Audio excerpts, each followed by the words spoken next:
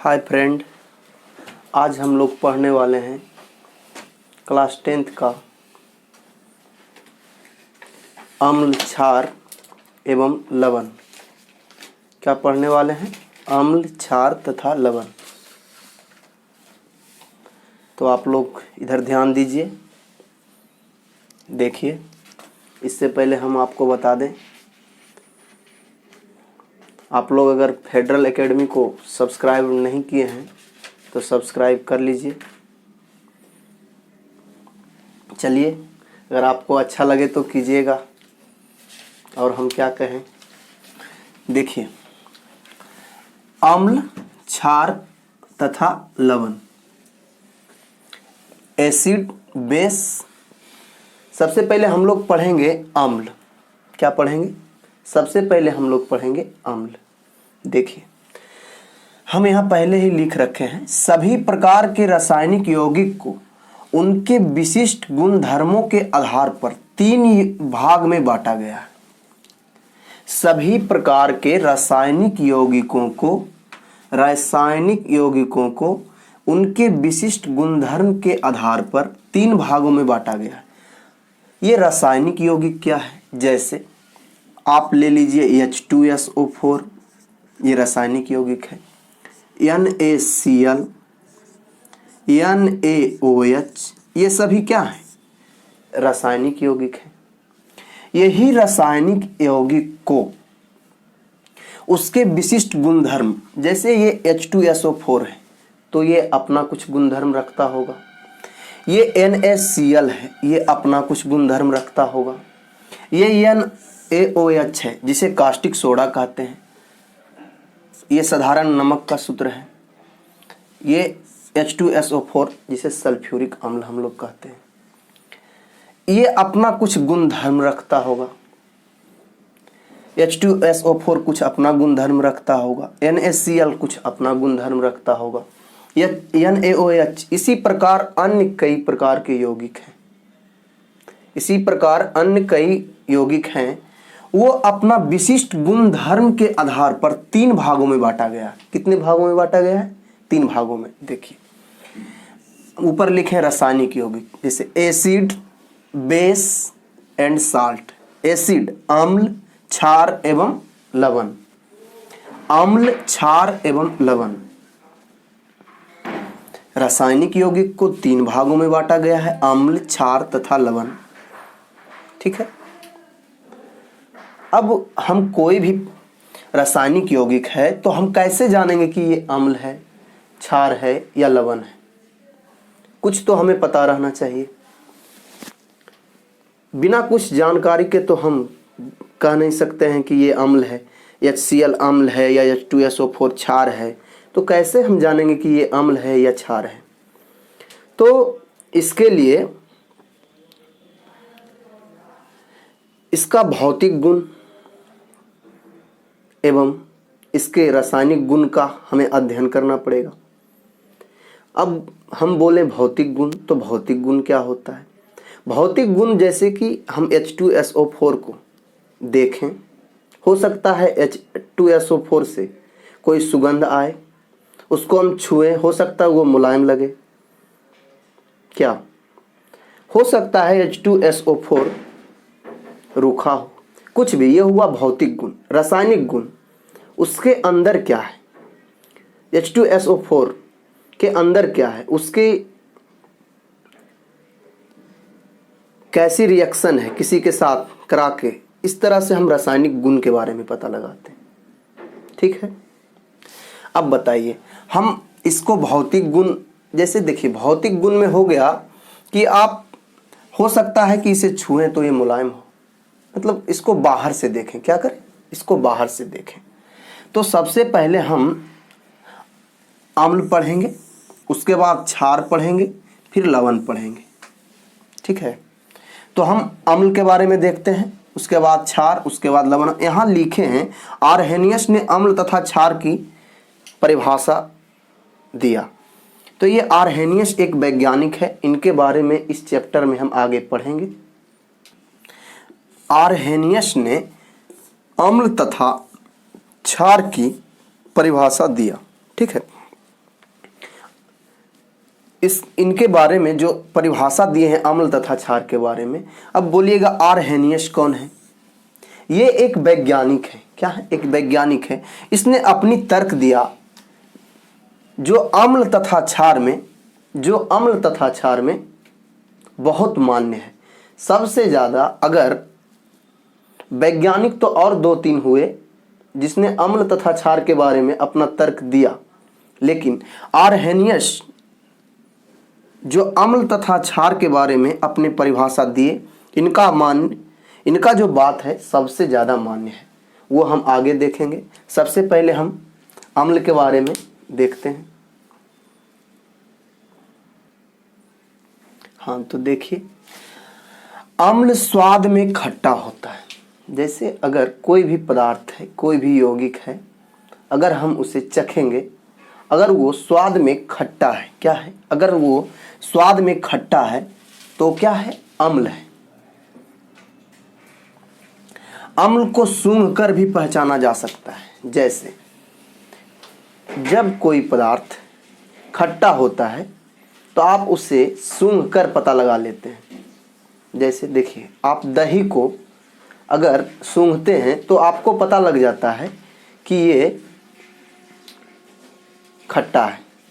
अगर ज़्यादा खट्टा रहता है तो फिर ये हमें सूंघने से भी पता लग जाता है कि ये बहुत खट्टा है। लेकिन हम सभी अम्ल को सूंघ कर नहीं बता सकते कि ये वास्तविक में अम्ल है। क्या है? ये वास्तविक में अम्ल है। तो हम अम्ल को सूंघ कर भी पहचान सकते हैं, कुछ अम्ल को, सभी अम्ल को नहीं। जैसे देखिए, अम्ल नीले लिटमस पत्र को नीला कर देता है। क्या करता है? अम्ल जो है नीले लिटमस पत्र को नीला कर देता है। अब देखिए, लिटमस का रंग बैंगनी होता है। लिटमस का रंग बैंगनी होता है।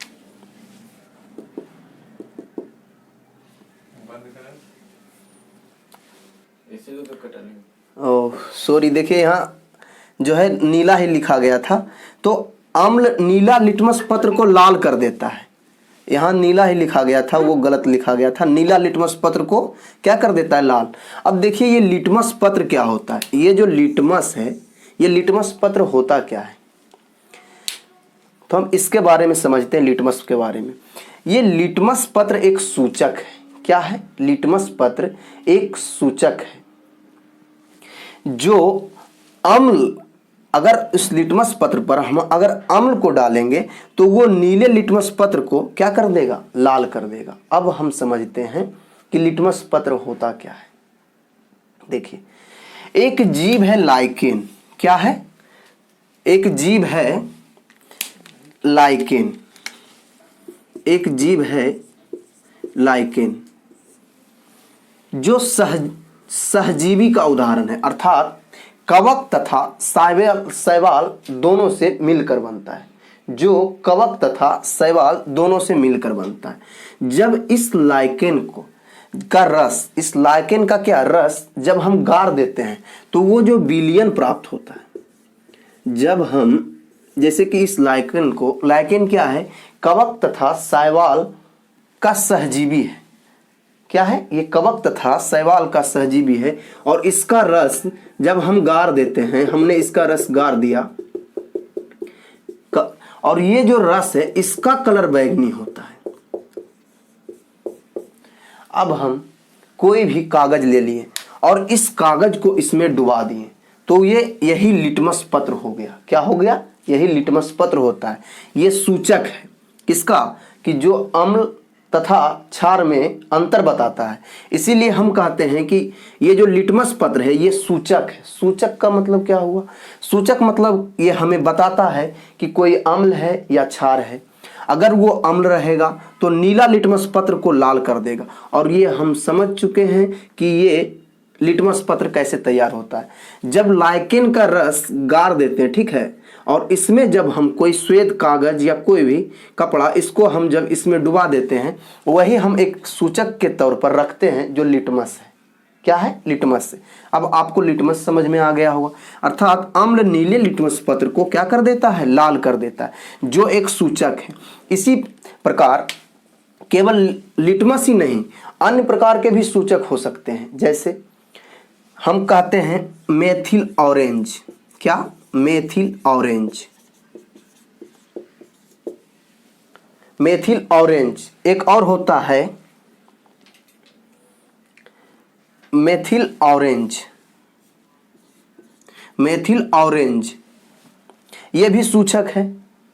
ये अम्ल में अगर इस सूचक को, अब ये कहिएगा क्या है, तो मेथिल ऑरेंज भी लिटमस की तरह एक सूचक है जो नीले लिटमस पत्र को लाल कर देता है। अर्थात मेथिल ऑरेंज भी ये लिटमस पत्र की तरह ही ये भी लाल कर देता है। जब इसमें हम अम्ल देंगे तो मेथिल ऑरेंज भी अगर लाल कर दिया तो हम समझेंगे कि वो अम्ल है। अगर इस पर मेथिल ऑरेंज पर कोई अम्ल डालेंगे और वो लाल हो गया तो हम समझेंगे कि वो अम्ल है।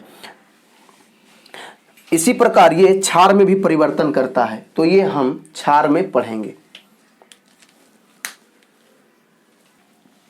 देखिए, अब हम आर्हेनियस ने अपना क्या थ्योरी दिया उसको समझते हैं। क्या समझते हैं? आर्हेनियस ने अपना थ्योरी दिया अम्ल के बारे में।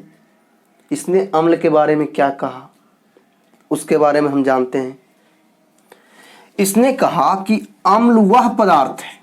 क्या? अम्ल वह पदार्थ है जो जल में घुलकर H+ आयन देता है। क्या करता है? जो जल में घुलकर H+ आयन देता है। आर्हेनियस एक वैज्ञानिक है। इन्होंने थ्योरी दिया, कहा कि अम्ल वह पदार्थ है जो जल में घुलकर H+ आयन देता है।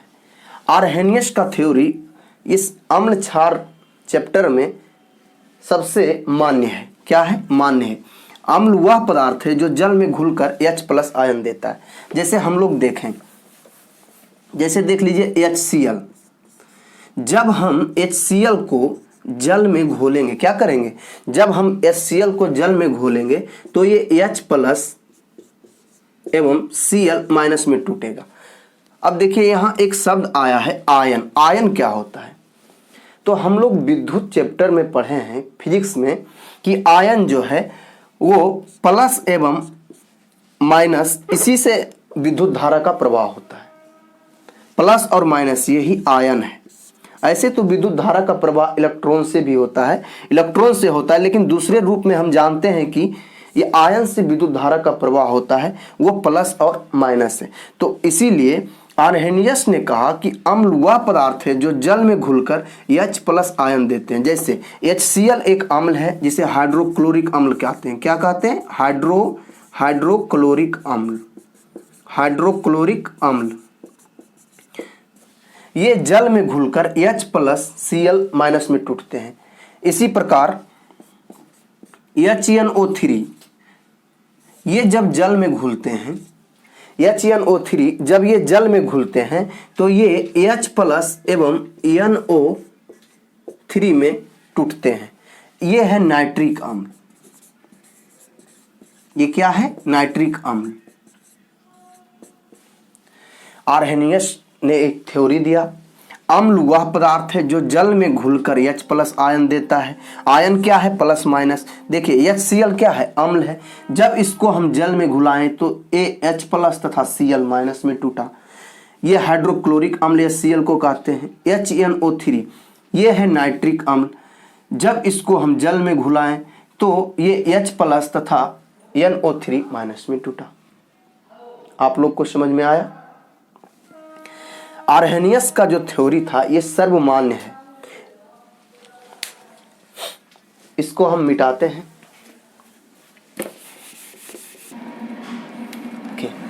जिस प्रकार HCl जो है H+ Cl- में टूटा था, उसी प्रकार CH3COOH ये एसिटिक अम्ल का फार्मूला है, अर्थात ये एसिटिक अम्ल है।